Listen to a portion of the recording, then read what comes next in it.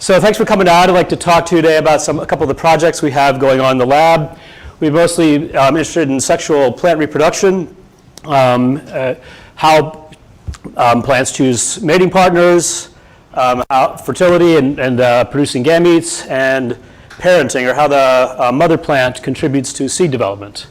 So I'll talk today about two different projects.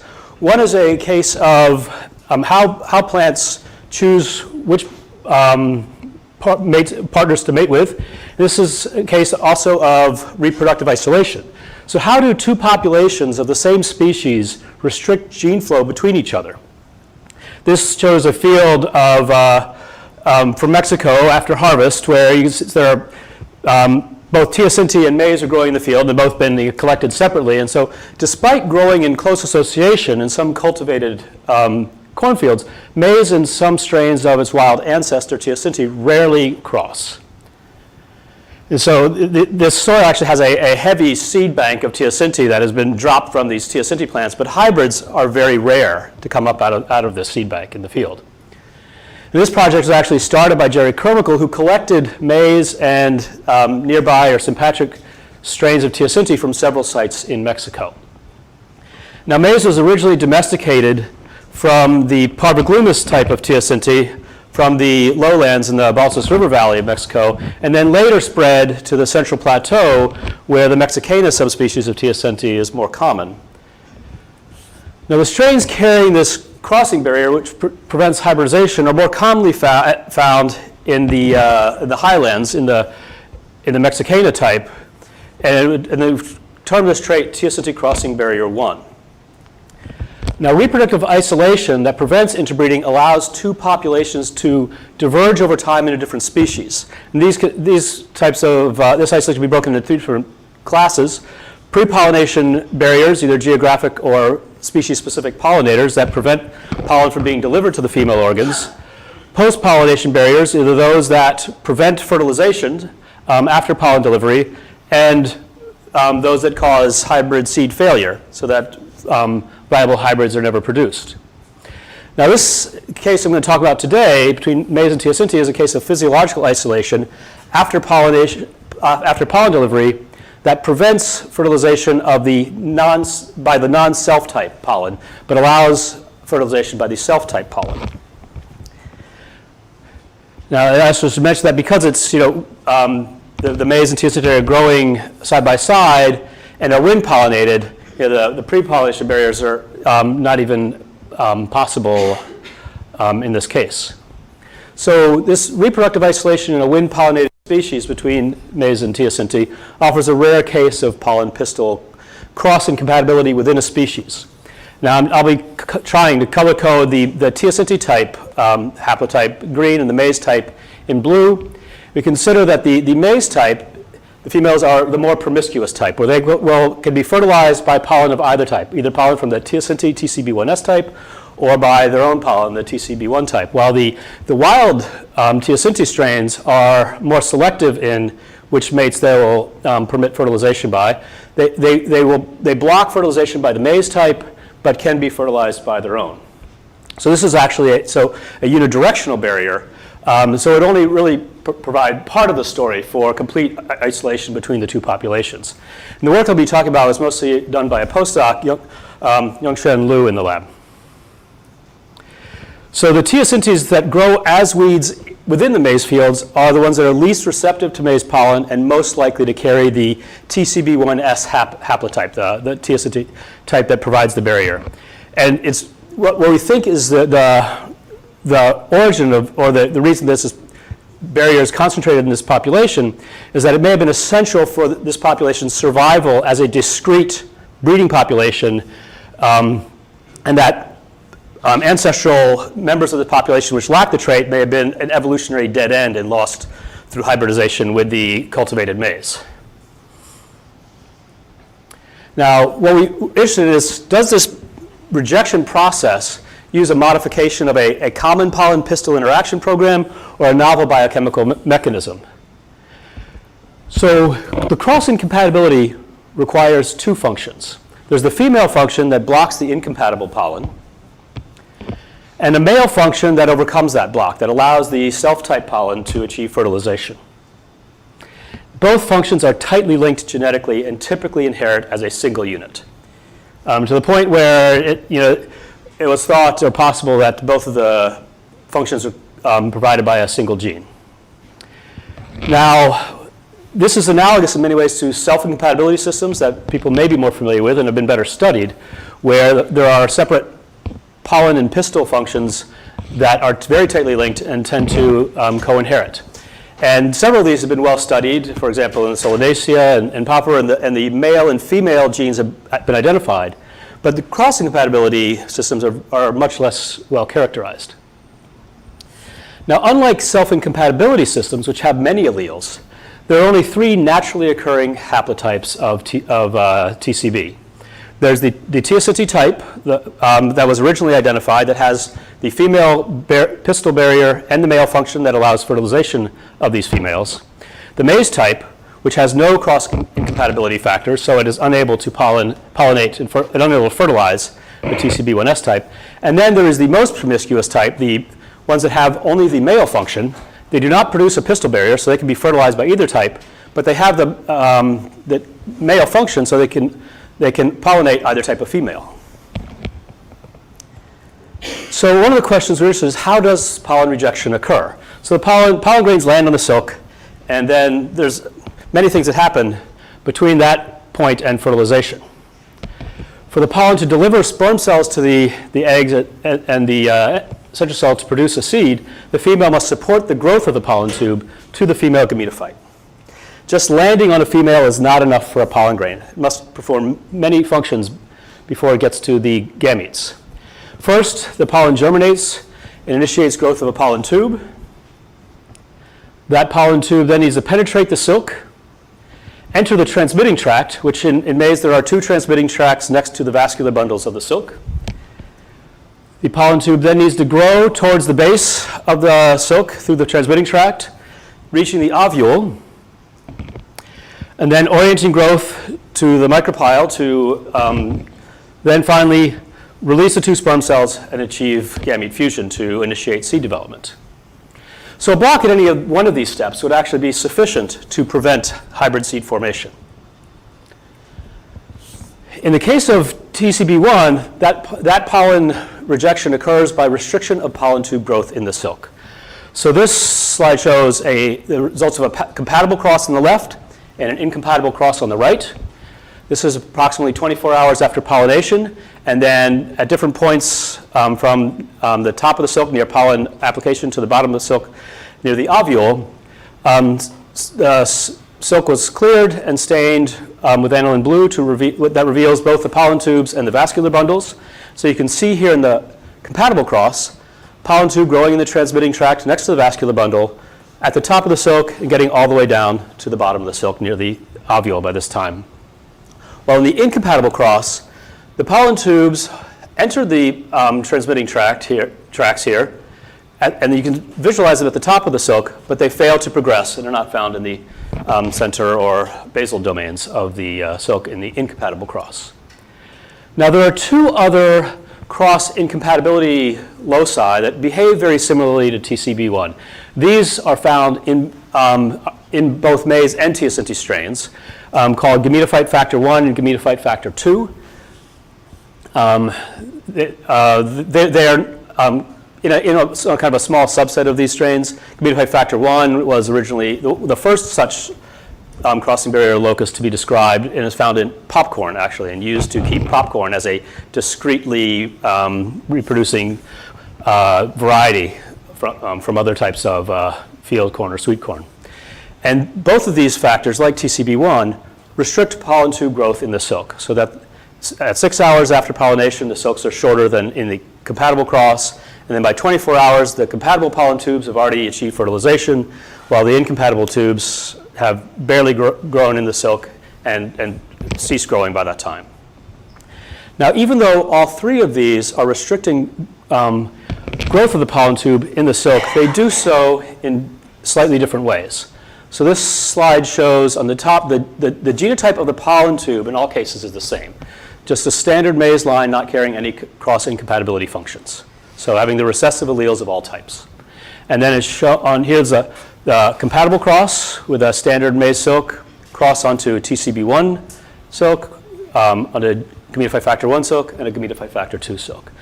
Now in the TCB1 case, the pollen tubes grow directly down the transmitting tract, very similar to the compatible cross. They just grow more slowly, and there is slightly brighter staining with aniline blue, so a slightly higher deposition of callose in the pollen tubes. The Gametophyte factor 1 pollen, affected pollen tubes, I should say, so they're normal maize pollen tubes that have been, whose growth has been altered by the presence of this factor in the silks.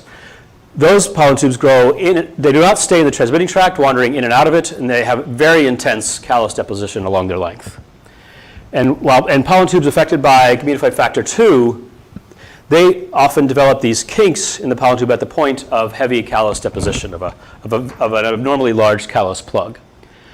Now these callose plugs are actually deposited normally even during compatible pollen tube growth, and they're typically spaced very regularly along the pollen tube length.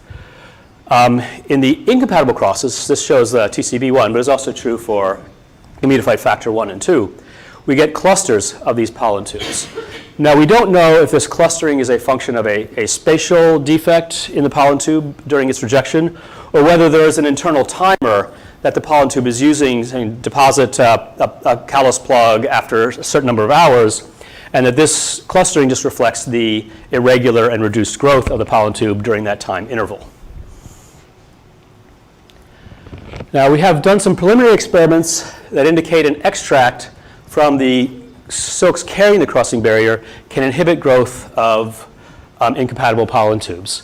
This is diagrams that say we grow germinate the pollen grains on agar media in the presence of the extract, and then measure the pollen tubes. I think this is maybe 2 hours after, an hour or 2 hours after germination, I don't remember which. And then compare the pollen tube lengths depending on between the different treatments.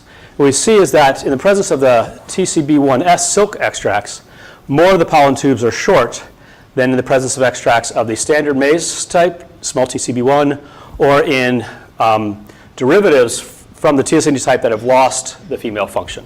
In both of those cases, you get more of the longer pollen tubes and fewer of the short ones. So we're hoping that we can recapitulate the rejection in vitro, because that will allow us to do some more detailed cellular analysis of the rejection process. For example, looking at calcium signaling in the pollen tube, or actin filament organization, other aspects of normal pollen tube tip growth that may be disrupted during the rejection process. And some of these things are disrupted during pollen rejection in self-incompatibility systems. And so there is actually a precedent for analyzing these during cross-incompatibility. So we're really interested in what the genes are that are providing this function. So we've been working very hard at this, and we're still working on it. But one thing we were able to show is that by recombination we could separate the male and female functions, indicating that they are encoded by two separate genes. Now they're very closely linked.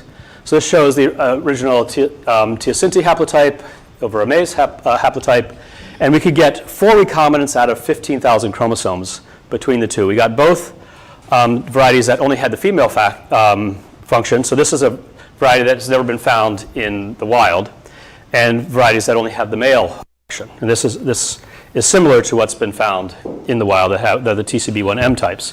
And perhaps they are ones that have recombined away the female factor, or some kind of mutagenic event on the female factor that have produced these in the wild. These would be less fit in the wild because they would have the fewest number of possible mating partners. They cannot self-pollinate, being self-incompatible, and so it would probably be less fit, and maybe why they don't appear in the wild. So the TCB1S was mapped to an interval in chromosome 4 on the short arm with the male function distal to the female function, using the Maize B73 reference genome as kind of an anchor for mapping, developing markers, and the Maize physical map. Within this region, there are 4 genes in the kind of the interval containing the male gene and 5 genes in the interval containing the female factor. Now it's entirely possible, so with the Teosinte type being the dominant allele, that the standard Maize lines represent a deletion of these genes and don't carry any copy of them at all. And there's a lot of precedent for this just between Maize inbreds. There are many cases where there are genes in one domesticated Maize inbred and not another, and so it's entirely possible that there are going to be critical differences, in this case, between Teosinte and Maize. So for that reason, we constructed a back library from the TCB1S haplotype to try to identify genes that are within this interval that are not in the Maize interval. And so we built a contiguity, we've sequenced them, and within this we think we've covered the entire female region, but we have a gap in the interval that's containing the male region. So we may not have the male gene in our sequence data yet. So we'll have to do continuing tests for that. So these are the genes that the gene models have predicted for this interval. And there are a lot of others that I don't show here that are fragments of transposons that the gene models pick up that are likely not functional. The blue ones are ones that are shared within the interval with Maize, though 2 of these are actually in the W22 Maize inbred reference, but not in the B73 Maize inbred reference. And there are some genes that are in the Maize reference that are not in the Teosinte interval. We also have 2 genes that are in the Teosinte region that are in Maize, but on other chromosomes. And then a couple hypothetical genes that have been predicted by the gene models that are not in Maize at all, and we are currently testing whether these may actually be expressed functional genes. So a couple things we expect for the bona fide TCB1 male and female functions. We expect that the genes are going to be different between Teosinte and the standard Maize type, either in expression level, protein or RNA sequence, or presence versus absence in the genome. We expect the male gene to be expressed in mature pollen or induced in the pollen after interaction with the silk, and the female gene to be expressed in the mature silk or induced after interaction with the pollen. So with that in mind, looking at some of these candidates, these 3 have identical nucleotide sequence between the Maize type and the Teosinte TCB1S type, even including a couple kb of promoter. And so that already kind of makes them a little less likely to be candidates. And we've already done some RT-PCR analysis, and these have similar expression levels as well. So these are kind of the lowest priority candidates in the region. Now to try to help prioritize candidates that are already predicted from the sequence, and also to try to identify genes that are in the interval that the gene models might not have predicted, we are in the process of doing RNA-seq analysis of tissue from pollen silks and pollinated silks of genotypes that are carrying both the male and female function, genotypes that don't have either, and mutant derivatives from the TCB1S that have lost the female function. So this is where we are at this point. So we have some questions. What are the molecular functions of TCB1F, the female factor that leads to pollen rejection, and how does the male factor overcome that rejection? And then we also want to move on to some evolutionary studies, whether there's a connection between the evolution of cross-incompatibility loci, the evolution of Maize subspecies, and other grasses. So for that, I'd like to transition to the next part of my talk, where we've been doing a lot of work for a while now on Maize gametophyte development and function. This is work that's been mostly carried out in my lab by former postdoc Allison Phillips, a former technician Clayton Coker, and a current postdoc Anthony Chetor. This is going to be probably familiar to all of you, but this plant life cycle slide where we have one of the things that really distinguishes plants from animals is that after meiosis, instead of differentiating directly into the gametes in plants, the products of meiosis undergo a phase of growth and development and then a subset of those cells differentiate into the gametes. You know, in lower plants, these gametophytes that produce the gametes are the dominant form of the life cycle, while in higher plants, these gametophytes develop embedded within the floral organs of the diploid sporophyte. So we're interested in what gene activity is required during this phase between meiosis and fertilization of the gametophytes, and particularly what genes are necessary for patterning of the embryo sac and for embryo sac specific functions, and then how do the genes expressed in the female before fertilization promote seed development after fertilization. Now, Maize embryo sac development follows the Polygonum type, which is common to 70% of all angiosperms. This development is characterized by 3 rounds of free nuclear divisions to produce an 8-nucleate syncytium. During this phase, the positions and migration of the nuclei are very tightly controlled and stereotypical, so that you end up after the first division with a micropylar and chalazal nucleus, and then micropylar and chalazal clusters of nuclei. And then the 2 polar nuclei migrate to the center, fuse or partially fuse, and then during cellularization, those migrate to the micropylar end of the central cell next to the egg cell. After cellularization, you get 7 cells of 4 types: 2 synergids, egg cell, central cell, 3 antipodal cells, which in maize proliferate to produce a cluster of anywhere from 20 to 100 or more antipodal cells. So it just shows, again, the mature maize gametophyte. The egg cell will get fertilized to produce the embryo. The synergids are involved in pollen tube attraction. The diploid central cell, which has the 2 polar nuclei within it, gets fertilized to produce the endosperm, and the antipodal cell cluster of unknown function. Though there is some ultrastructural data which suggests they could act in maize anyway as a transfer layer. There are cell wall invaginations on the outer surface of some of the antipodal cells. But there's no experimental evidence for that function.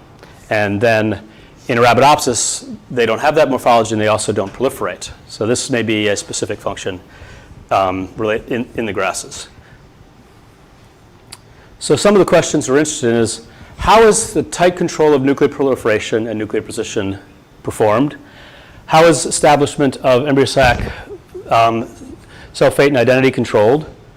What interactions occur between cells of the haploid and diploid generations, and how is the transition from one generation to another achieved? And finally, one thing that we may learn from some of the studies, how did gametophytes evolve from the dominant form of the life cycle to the minor form of the life cycle in higher plants? So we've been taking 2 main approaches for understanding gametophyte development and function, both a transcriptomics approach and a forward genetics approach, screening for mutants. So what our initial round of Maize embryo sac transcriptome was done with partially purified embryo sacs. So and this is a collaboration with John Fowler, Scott Given at University of Missouri, and Eric Volbrecht at Iowa State, where we have partially purified embryo sacs with still a little bit of nucellus attached to them, and we compare them to the remainder of the ovule with the embryo sac removed, as well as to mature pollen and a kind of representative sporophytic tissue, the seedling shoot. And from the study, we identified several classes of gene families that were enriched in the embryo sac transcriptome, including several transcription factor families and several families of small peptide genes. I'll just show a couple examples of those. This one is the NAC transcription factor family, and it has kind of a striking pattern where the red marks the genes that are enriched in the embryo sac transcriptome, while the black are not. So you can see that every member of this major clade of this family shows embryo sac enriched expression, while it's very rare in this clade. So this probably represents a common regulatory mechanism, perhaps a shared transcription factor binding site, which drives expression of all of these in the embryo sac, and that this is ancestral to this diversification of the family. And the question is the difference between these 2 clades a gain of that regulation in this branch or a loss of that regulation in this branch? And that's something that additional comparative genomics will be, and more experiments will be needed to resolve.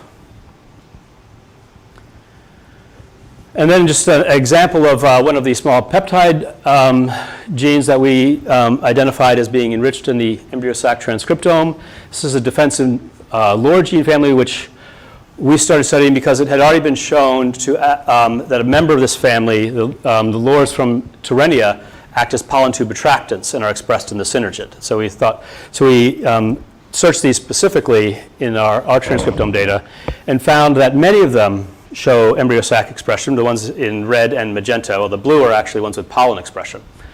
And the enrichment of the whole gene family is actually primarily driven by expansion of several subclades, and these are actually tandem gene duplications. So in this case, it's a tandem array of defensive lures, and here is another that all have embryo sac expression.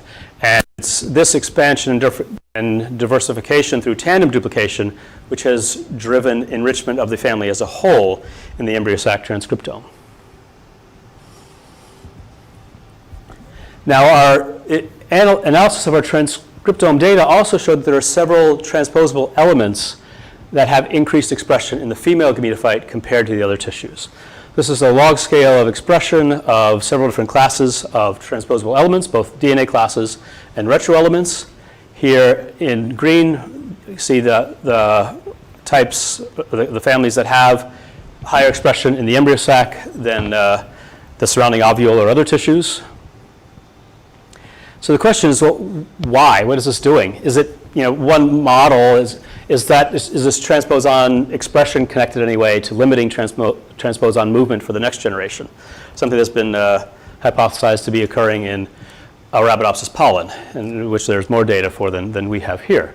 So what we are moving forward, what we're doing is trying to study more detail about the expression patterns of these transposons. And this is collaboration with Keith Slotkin at Ohio State and Eric Volbrecht at Iowa State, where we've been generating transcriptional reporters for the transposon expression. So again, specify that what we're looking at here is not transposon activity, but transposon RNA present in these cells. And so what we're looking for is a readout of where the promoters are active. And we mapped with, the transposon reporters using our RNA-seq data specifically to find out where the transcription start sites were within these transposable elements, typically in the terminal repeats. And so these are possible outcomes, that we see, like maybe it's expressed in the cells of the embryo sac that are not the gametes, or possibly in the central cell or the surrounding nucellar cells, because since the original transcriptome is not completely pure, transcripts that are more abundant in the most closely adjacent nucellar cells than the rest of the ovule would show up as positive in our transcriptome analysis. Or perhaps they're expressed throughout the embryo sac. And so we hope to resolve which of these patterns are the case, and maybe that'll give us some insight into their function. And in addition to looking at the patterns of promoter activity, we also want to compare that to where the mRNAs actually are accumulating, which is what we're reading out in the original transcriptome data, is where the mRNAs are present, not necessarily where the promoter is present. And also, if there are any small RNAs that match these messenger RNAs, and where they might be accumulating in the context of the embryo sac and the ovule. So in the future, in these projects, we're planning to expand the transcriptome analysis to individual cell types and different developmental stages using primarily laser capture microscopy. And then we want to include analysis of the different cell types and stages to include small RNAs and cleaved RNAs to get a more complete description of the RNA profile in the gametophytes and how some of this might relate to the function of the transposon expression. Now, I want to move on now to some of the forward genetic work I'm doing and some of the mutants that I've been studying in my lab. The one we've been kind of working on the longest is a gene called indeterminate gametophyte 1, which was originally identified by my old advisor, Jerry Carmichael. And it was originally identified because of its effects on seed development. So IG1 mutant females, regardless of what you pollinate them by, will produce abnormal seeds of many types. Seeds with miniature endosperms, seeds with aborted endosperms, seeds with multiple embryos. And these are a consequence, these abnormal seed phenotypes are a consequence of abnormal embryo sac phenotypes before fertilization. Seeds that have multiple embryos are actually from fertilization of embryo sacs with multiple egg cells. So those are not identical twins. They are from different fertilization events, the twin embryos we see in the seeds. The abnormal endosperm phenotypes are a consequence of abnormal numbers of polar nuclei within the central cell. So normally the central cell has 2 polar nuclei, and so it's diploid. When it's fertilized by a standard haploid sperm cell, you get a 2-to-1 ratio in the endosperm, which is critical for its normal development. If you have extra polar nuclei, 3, 4, or more, then you skew that ratio to have an excess of the maternal genome, and that causes endosperm arrest. Now, the IG1 embryo sacs, the reason they have these terminal defects in the mature embryo sac is that they undergo extra rounds of free nuclear divisions before cellularization. And then the placement of these nuclei are a little bit more irregular than you see in the wild type case, where you can get 16 or 32 or irregular numbers of nuclei, and then when cellularization occurs, you can get extra central cells or central cells that have extra polar nuclei, extra egg cells, extra synergids, and often a reduction in the number of antipodal cells. So I cloned the IG1 gene and found that it encoded a transcription factor of the lob domain family type with highest similarity to asymmetric leaves 2, the polarity gene actually, Arabidopsis. And it turns out that I don't have time to talk about here, but that IG1 also has a leaf polarity defect in maize. Now this protein is characterized by the lob domain, which includes both the zinc finger and leucine zipper domains. The IG-AS2 clade has a alanine serine rich extension on the N terminus, and the C-terminal domain is very poorly conserved among lob family members. So we used the N-terminal half of the IG1 protein as bait because it turned out that the C-terminal half has transcriptional activation activity in yeast, and so we couldn't use the full-length protein. And though we don't have any direct evidence for this yet, but perhaps this indicates it may have this function in planta as well as a transcriptional activator. So we took this half and used it as bait to screen a yeast 2 hybrid library that we made from maize ovules of different stages. So we were really interested in what its possible interacting partners could be in the context of embryo sac development. We tried to make a yeast 2 hybrid library just from purified embryo sacs, but was not able to get enough tissue to get that to succeed. So we moved to whole ovule. And so this is a list of the proteins that we've isolated multiple clones of from the yeast 2 hybrid screen. And we get some things of unknown function, several things possibly involved in ubiquitination, a non-sequence specific DNA binding, and RNA binding. Not yet known, whether these are really specifically involved in the IG1 pathway, which we're trying to elaborate here. But more recently, as when we first had this, there weren't really any good mutant alleles available. But the mutant collection in maize has been growing, and there are now what look like good mutator insertions in coding regions for a few of these genes that we can now follow up in the future to look to see whether they have similar mutant phenotypes as IG1 in the embryo sac. Now, because IG1 is a transcription factor, we also were interested in identifying what some of its potential targets and downstream genes are, again, in the context of the embryo sac. So we repeated our transcriptome study using partially purified embryo sacs and ovules from IG1 and compared them to wild type. And after passing through a few filters, we got a few candidates of some genes that are downregulated in the embryo sac, upregulated in the embryo sac or downregulated in the mutant embryo sac compared to wild type, and the number depending on the stringency of the statistical cutoff. And from this set, we have a few genes that are involved in transcription, a couple of B3 transcription factors, a protein involved kind of generally in the transcription machinery, some small peptides of unknown function, both ones that are higher and lower expression in the IG mutant embryo sacs, proteinases, PPR proteins, protein interaction domains, DNA repair, and again some possible ubiquitin pathway genes. And again, what we're interested now is some of these now have mutant. Oh well, that went away. I think there's about half of them.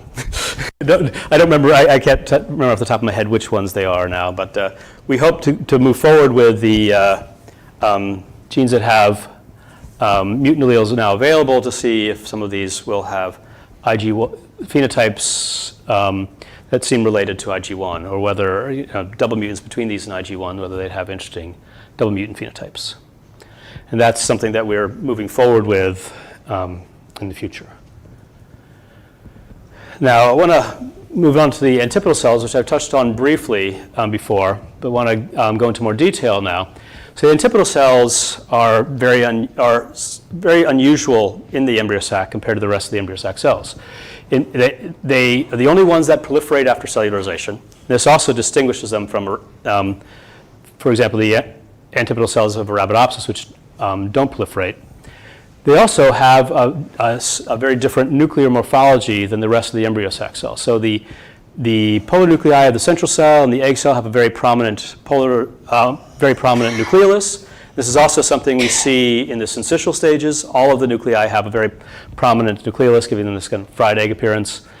While in the antipodal cells, when stained with propylium iodide, we see this speckled appearance from the chromatin staining, no prominent nucleolus, and in fact, much more similar to the surrounding nucellar cell nuclei than to the rest of the embryo sac nuclei.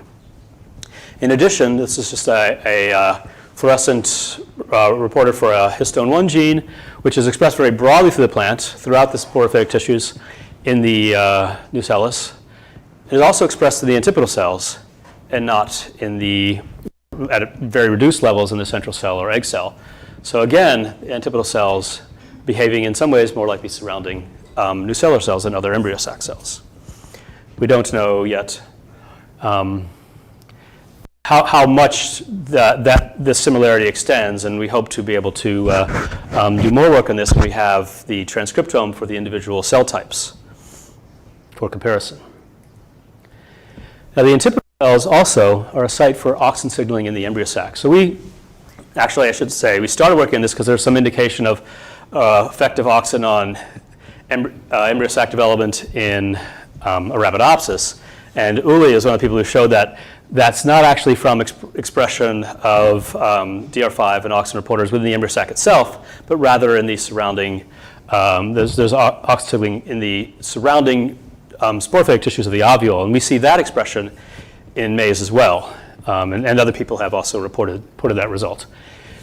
What we find in maize in the embryo sac is expression in the antipodal cell cluster of both a DR5, so a transcriptional readout of auxin signaling, and a PIN1 transporter in the antipodal cell cluster, often oriented to looking as if it's pumping auxin out of the cluster of the antipodal cells, though the more we look at this, the pattern is quite variable. And the DR5 is at its highest expression in the Chalazal-Most tip cell of the antipodal cell cluster. Now, when we look a little bit more carefully at DR5 expression, we see, so this is indeed the highest expression. We can crank up the sensitivity of the system and then see expression of DR5 throughout the antipodal cell cluster that is higher than the expression in the surrounding nucellar cells. And because the transgene in this case is hemizygous, not every embryo sac inherits the transgene. And so we can get cases where there's no expression in the embryo sac because presumably the transgene is not there. Allows us to kind of crank up the gain and see a little bit more easily expression in this weak expression in the surrounding diploid tissue. And we can see that in the cells closest to the antipodal cell cluster of the nucellus, there is higher expression of DR5. So this kind of gets back to what I was saying earlier, that from our partially purified transcriptome data, that we could be picking up patterns like this in our enriched transcripts that are immediately adjacent to the embryo sac. What we also see immediately adjacent to the antipodal cells is a expression of a transcriptional porter for cytokinin signaling, TCS, which is expressed in a cone surrounding the antipodal cell cluster, kind of similar to this weakest expression of DR5. So there's an adjacent expression of cytokinin signaling to the auxin signaling within the context of the ovule, kind of similar to what happens in the context of early root development. Now, the PIN1 and DR5 are both expressed early in antipodal cell cluster development. So in the early stages, this is, I think, a 4-cell, and this would be a 6-cell stage here. And I should also mention that for many of these, what we're looking at is actually a projection of multiple optical sections. So this doesn't necessarily represent expression in the interior of the cell rather than the exterior, but in order to boost the signal-to-noise ratio, I often have to sum up the signal from multiple planes to increase the signal-to-noise ratio. But what we see here is that they're both expressed early on, but not in the Chalazal-Most cell. So this is actually the reverse of what we see later, where the cell at the chalazal tip has the highest expression of DR5. Now this early expression suggests that maybe this auxin signaling in the antipodal cells has been co-opted in the grass, in maize and other grasses, to drive antipodal cell proliferation. Because there's two things that happen in maize that do not happen in Arabidopsis: the auxin signaling and antipodal cell proliferation. So from our mutant screens, we have identified several with abnormal antipodal cell clusters compared to wild type of several different classes. Ones that have fewer antipodal cells but otherwise look normal. Mutants that have few antipodal cells but they're very large and vacuolated, and these mutants also have extra polar nuclei. Mutants that have fewer antipodal cells but have misplaced polar nuclei. And mutants that have fewer antipodal cells and smaller central cells and smaller embryo sacs overall. So I'm going to describe a few of these to you now. These mutants with the large vacuolated antipodal cells were originally discovered in a screen for mutants that were similar to IG1 in their seed production. So we're looking for mutants that had extra polar nuclei, essentially, that produced miniature seeds and aborted seeds. And we got two different mutants. These are in different genes on different chromosomes, IG2 and IG3, where they both, though we were screening for the polar nuclei phenotype, they both had this large vacuolated antipodal cell phenotype. And the polar nuclei phenotype, the extra polar nuclei phenotype is actually less common than the antipodal cell defect. We've done more work with IG2. What we found is that the IG2 mutant phenotype is variable and background dependent. In some inbred lines, we see these large vacuolated antipodal cells and rare and some extra polar nuclei. In other backgrounds, we get few antipodal cells, but they're fairly normal in appearance, where at this stage they're cytoplasmically dense, like wild type, rather than having these large vacuoles. And then this line has a more severe polar nuclei defect. You see a cluster of, I think if we went through all the planes, there might be 8 or 10 polar nuclei in this particular individual. Now the IG2 mutants have a variety of terminal defects, but in the early syncytial stages, development is normal. The nuclei seem to divide at a normal pace, migrate to the correct positions, but then cellularization is abnormal. Fewer cells are formed, and then the nuclei that are left in kind of the large central cell collapse to the center in a cluster. And so we end up with some embryo sacs that have fewer antipodal cells, and these, depending on background, can be large and vacuolate or more like wild type.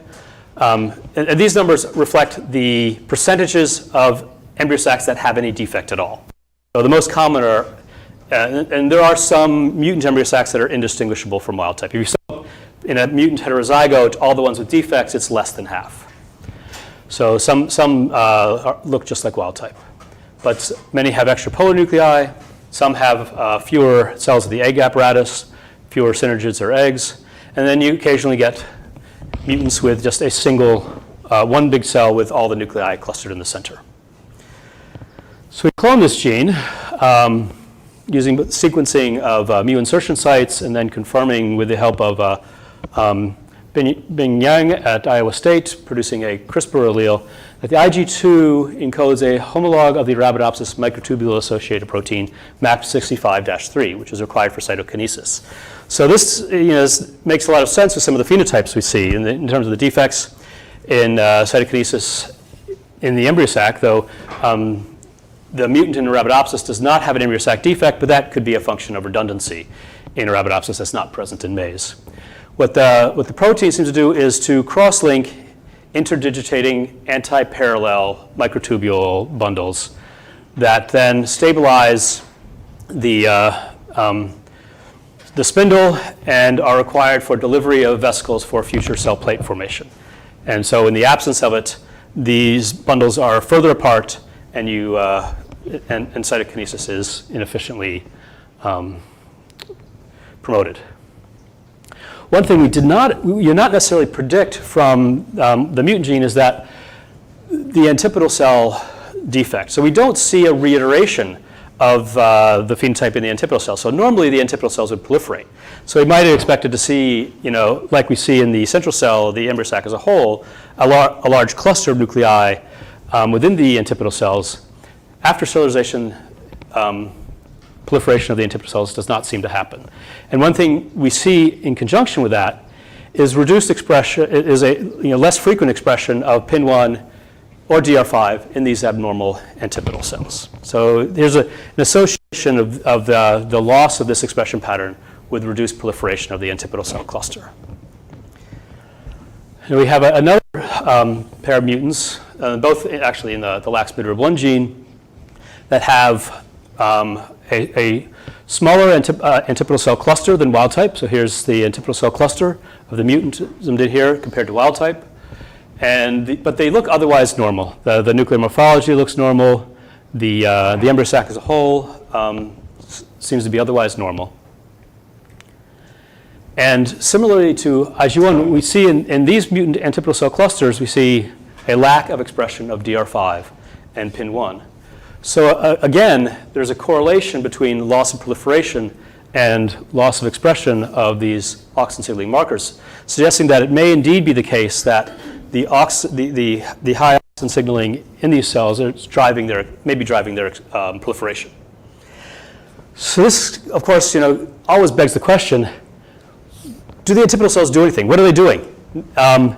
And so when we first started growing this, the lax midrib plants are actually often kind of stunted and wimpy, but in the greenhouse they grow a little better. And we were able to get crosses of them as females, and we saw a lot of these abnormal seeds, miniature seeds of various types, when crossed as a female. First we got really excited. Okay, maybe they have a small antipodal cell cluster and we're getting smaller seeds for them. But then as we did more and more crosses, we notice that we also see some defects when we use the mutant heterozygotes as males. Though that defect is less severe and less common. So the seeds are not as severely affected and there are fewer of these miniature types. It turns out that lax midrib is actually a dominant gain-of-function mutant. And so what we think is happening in these small seeds is that it's the number of doses of the mutant allele that is important. So when we cross it as a female, the endosperms have 2 doses of the mutant allele. And when we cross it as a male, the endosperms only have 1 dose of the mutant allele. And we think that that's the reason for this abnormal endosperm phenotype, that is actually a post-fertilization effect of the mutant allele, is unrelated to the antipodal cell cluster, and that this effect is masking any effect, if there is any, of the change in the antipodal cell cluster size. So it became a kind of unsatisfying test for antipodal cell function. So we've gone to some of the mutants. We came from a screen where we're looking specifically for maternal effects on seed development. And we define these genetically as mutants when when the mutant embryo sac is fertilized by a wild type pollen grain, we get an abnormal seed. We take the same mutant allele, transmit it through the pollen grain onto a wild type embryo sac, we get normal seed development.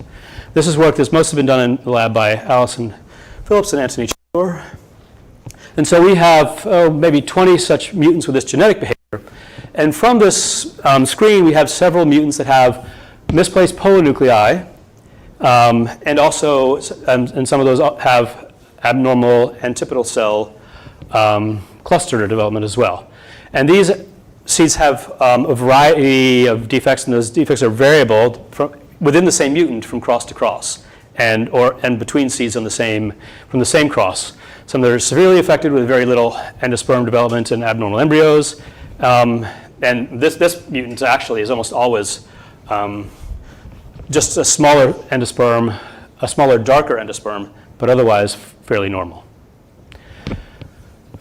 So what we see in these mutants is abnormal polynuclei position, and in all 5 of these mutants, and then some abnormal antipodal cell cluster development in these 3 mutants at the bottom. So normally in wild type, the polynuclei are adjacent to the egg cell near the midline of the long axis of the central cell. In these mutants, the polynuclei end up against one of the outer walls of the embryo sac. And then for these mutants, we see some that will have a smaller embryo sac cluster. Some mutants will show both phenotypes, and in some mutants we'll see either one phenotype or the other, but rarely both in the same embryo sac. So what's happening in these mutants is that normal syncytial development occurs in the mutant, just like wild type. But then, after cellularization, the polynuclei pair fails to migrate to the final position. So this phase seems to be normal. The 2 nuclei seem to come together. We've only seen one time in one mutant out of many hundreds of embryo sacs where the 2 polynuclei were not together. So this seems to progress fairly efficiently, but then after fusion, this stage of migration doesn't occur. So at the end, they end up somewhere along one of the 2 sidewalls of the embryo sac.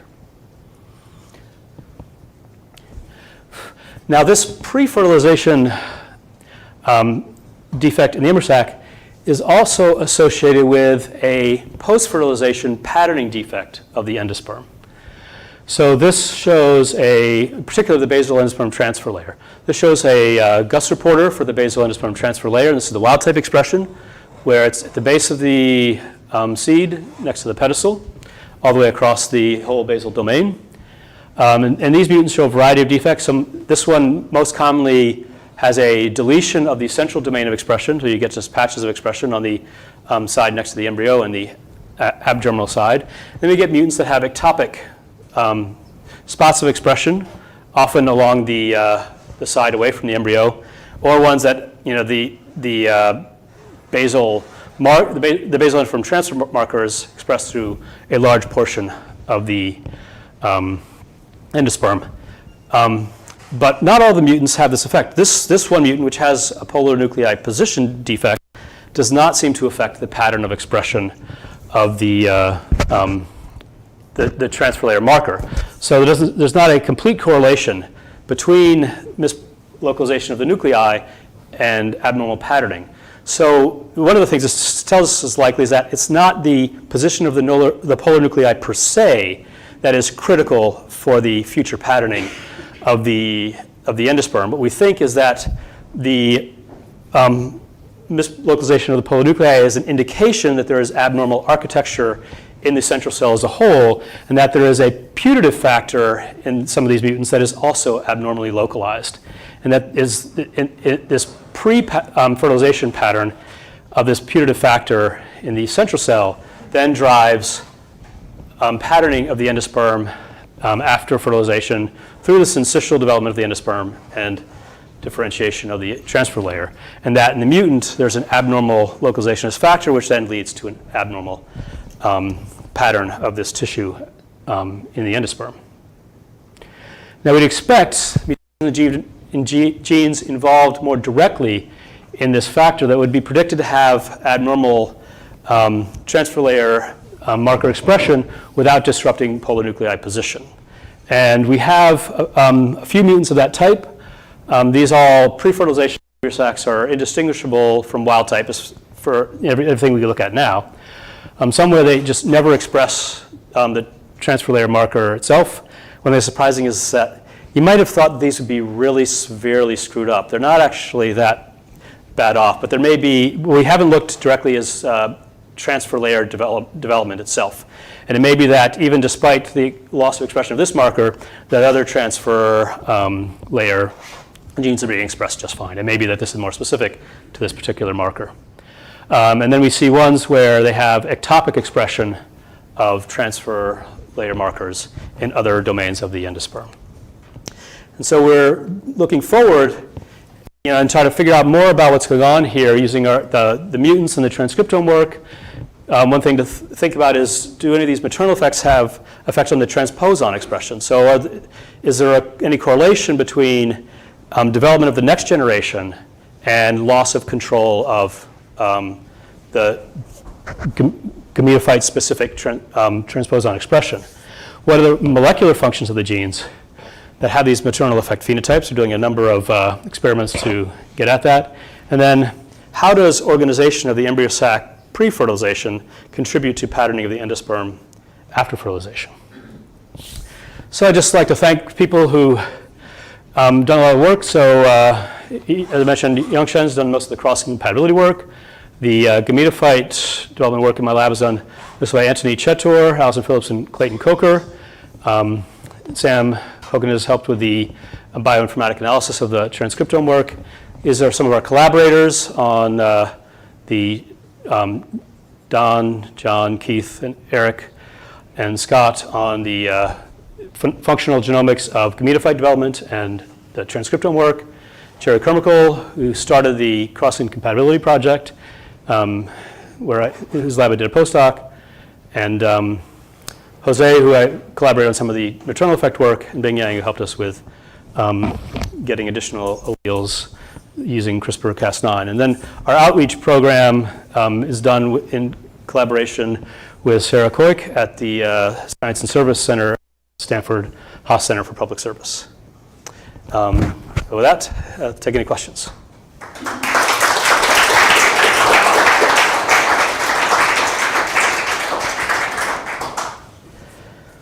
So, have you thought that your recombinant, that's the TCB1S, right, the female side? The female only, the F only, Yeah, have you thought about trying to work with seed companies? Because that looks like a real good system for a female steroid.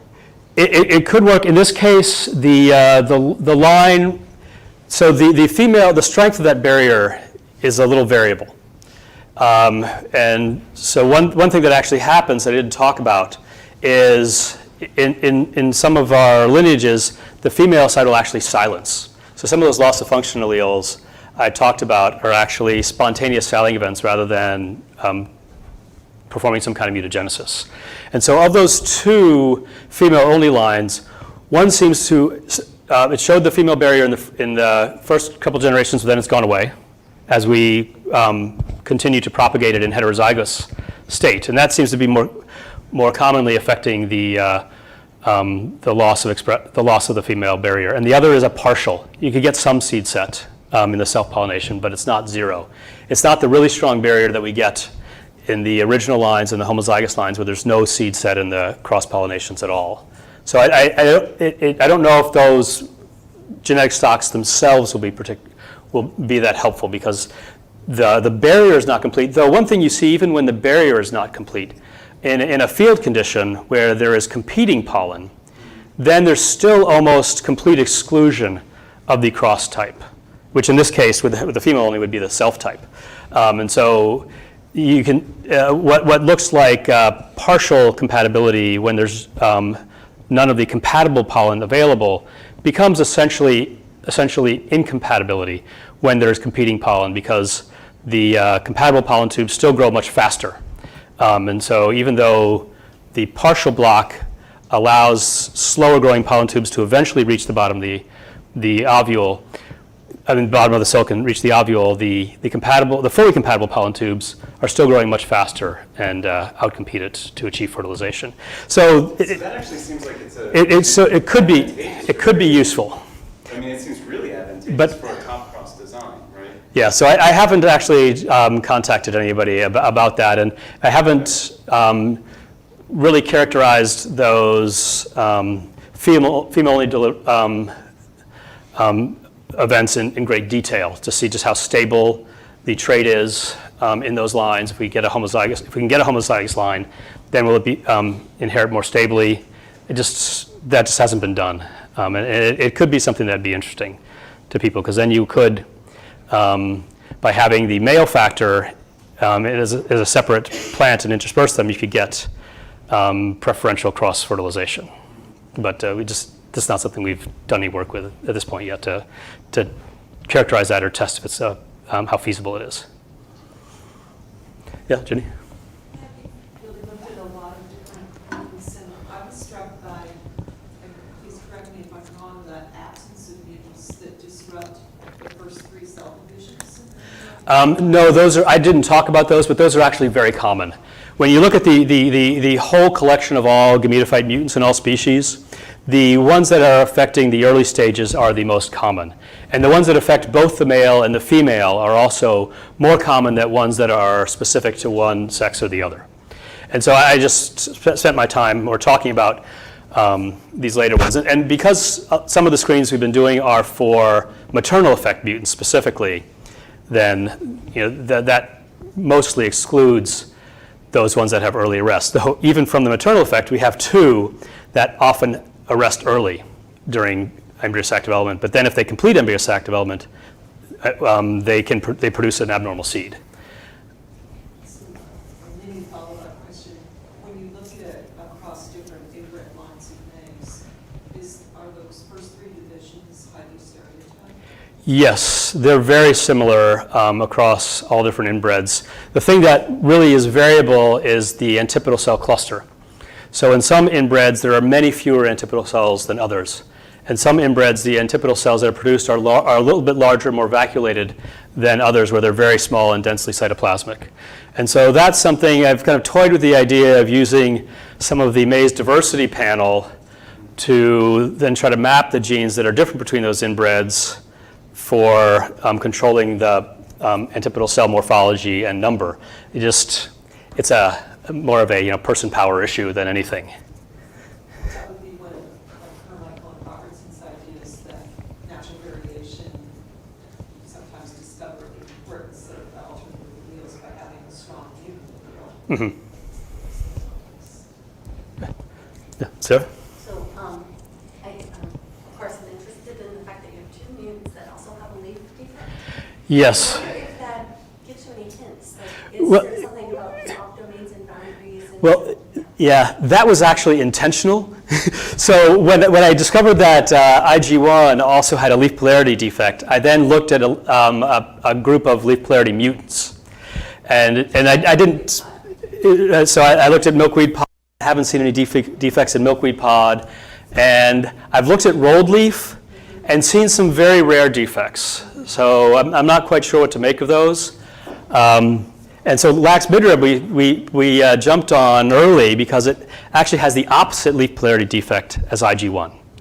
And it maps actually fairly close to IG1. So at one point I was thinking, maybe this is a dominant allele of IG1. But I think that's not the case. Marja Timmermans is working on it. And she's tells me she's identified the gene, so she hasn't been able to publish it yet because it's a collaboration with an industry partner. But there are 2 different alleles of lax midrib, both dominant.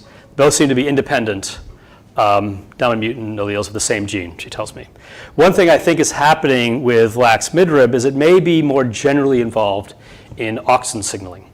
Another phenotype that we discovered just by growing in the greenhouse, it also has a root branching defect. So the mutant plants have many fewer branches in the roots. They're much less extensive root system. And so it may be more generally impairment in auxin signaling. And that would fit with some of the other phenotypes as well. And that explains a little bit why they do so poorly in the field. They're very short plants. You can never get an ear from them. But in the greenhouse, they actually are quite robust.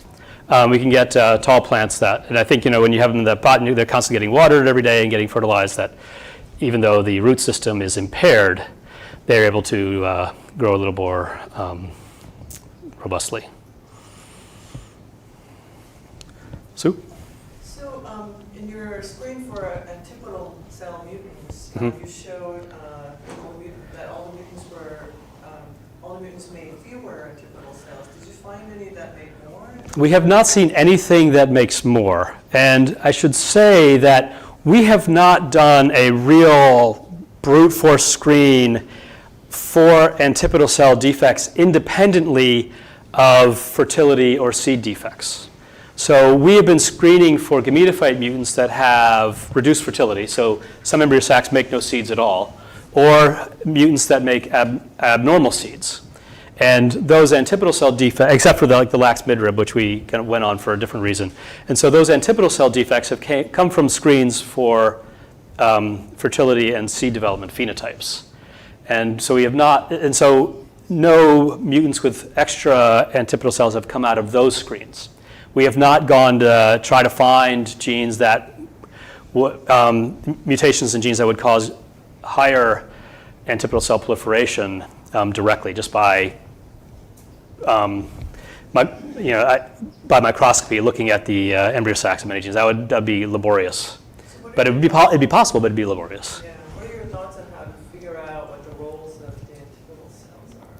So one thing that, a lot of the mutants that we have in maize are pleiotropic, unfortunately. So they have effects on polynuclear position or other effects in development. It'd be nice to have one that was very specific to the embryo sac, to the antipodal cells within the embryo sac. Though we are continuing to look at some of the mutants we have and see if anything comes out of them. And maybe when we have an antipodal cell transcriptome, we could then target them more directly for genes that are specific in them, or to use a antipodal cell promoter. Now there are antipodal cell promoters in Arabidopsis, and we've done a little bit of work to vet some of those. Actually, I had a undergrad doing this project a few years ago to try to manipulate antipodal cell development in Arabidopsis and see what consequences it would have. And she actually spent most of her time just testing the different putative antipodal cell promoters to identify ones that were truly specific for the antipodal cells. But what we'd like to do with that, and again, it's just a matter of having a person to put on the project, is to try to ablate the antipodal cells in Arabidopsis, or cause them to proliferate so they produce a cluster, either by giving them some auxin or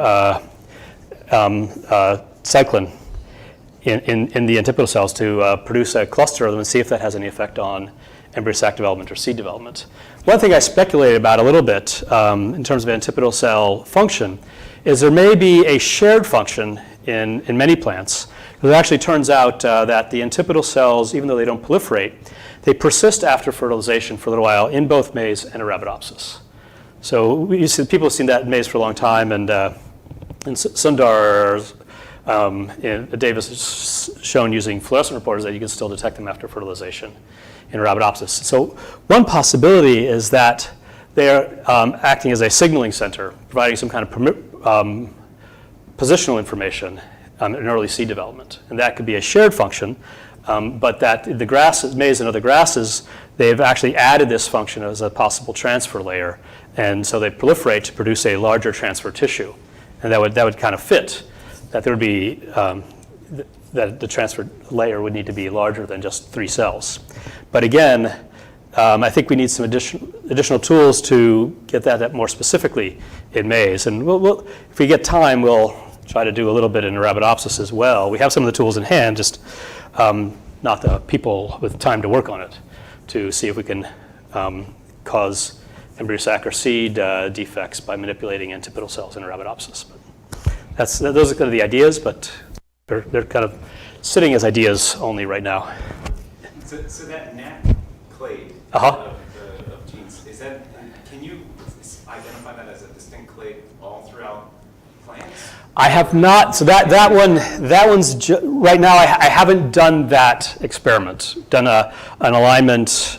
So that one is just the maize family. Yeah. For some of the other transcription families, I added some maize and rice, but I haven't done that for that to see how far back that branch goes. Yeah, and that'd be an interesting thing. It losses, so Right. It would be that'd be the thing that'd be very interesting to see exactly, when that difference in expression pattern occurred between the two branches. How far back does that node go? Did that branch occur somewhere in Angiosperms, or is it far back in primitive plants? So, yeah, it's a very interesting question. I just haven't had time. It actually wouldn't take that much work to do. I just haven't gone through and pulled out all the homologs and then build a new tree and see what happens. Yeah, Willie? So if you go back to the beginning of your talk, you showed that the incompatible pollen tubes, they grow slower, they have irregularly spaced callose plugs. Right. But to me, it also seemed that they were wider. The- Is this indeed the case? Well, they're certainly brighter. So they're at least, and they may also be wider. That I don't think is something we've looked at in enough detail. So we do see stronger callose deposition along the length of it. And maybe that's just a function also of reduced extension. And that maybe they're a little bit wider and they're depositing callose at the same rate. It's just because they're not extending, the callose is more concentrated. And so that there's an uncoupling of different aspects of pollen tube growth, and that perhaps the pollen tube extension is uncoupled from the callose deposition, either along the pollen tube or as a callose plug. And those are running on a kind of a timer mechanism that's independent of how fast the pollen tube is extending. And that could be, also associated with there being a wider pollen tube, though I must say we have not analyzed that in enough detail to know if that would hold up to a statistical test or not. Yeah, Jean? So in your forward genetic screen by the mutants with defect in endosperm development, I'm just curious whether, I'm sure people have screened for larger seeds and the bigger and opposite phenotypes. They would show up. Yeah. So we look for, depending on the screen though, I must say, we've done some screens where we're looking on a whole ear basis, so a whole inflorescence, and we look for segregation of abnormal phenotype when the plant has been pollinated by wild-type pollen. So there's no homozygous phenotype segregating. Makes it easier to see potential maternal effects. So those screens, which have been not as extensive, would give us, we'd see things where we're segregating a larger seed.